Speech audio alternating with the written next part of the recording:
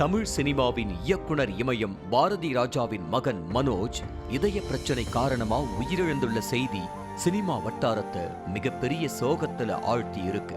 1976 September 11ஆம் தேதி இயக்குனர் பாரதி ராஜா சந்திரலீலா தம்பதிக்கு மகனாக பிறந்தவர்தான் மனோஜ் கே பாரதி. அமெரிக்காவில் உள்ள தெற்கு புளோரிடாவில் தியேட்டர் ஆர்ட்ஸ் படிப்பை முடிச்ச மனோஜ் தன்னோட தந்தை இயக்குனர் தாஜ்மஹால் படத்தின் மூலம் 1999 ஹீரோவா அறிமுகமானார். அதுக்கடுத்ததா KS ரவிக்குமார் இயக்கத்துல வெளியான சமுத்திரம் படத்துல 3 ஹீரோக்கள்ல ஒருத்தரா நடிச்சாரு. அந்த படம் அவருக்கு வெற்றி படமா அமைஞ்சது. தொடர்ந்து கடல் பூக்கள், அல்லி அர்ஜுனா போன்ற படங்கள்ல நடிச்ச மனோஜுக்கு 2002ஆம் ஆண்டு வெளியான வருஷமெல்லாம் வசந்தம் முக்கிய படமா அமைஞ்சது. ஆனாலும் அடுத்தடுத்து அவருக்கு பெரிய வாய்ப்புகள் கிடைக்காத நிலையில 2005 வெளியான சாதுரியன் படத்துக்கு பிறகு சில ஆண்டுகள் படங்கள்ல நடிக்காம இருந்தாரு. 2006 நடிகை நந்தனாவை திருமணம் செஞ்சுக்கிட்டாரு மனோஜ். இந்த தம்பதிக்கு ஆர்த்திகா, மதிவதனின்னு 2 மகள்கள் இருக்காங்க. நீண்ட இடைவெளிக்கு பிறகு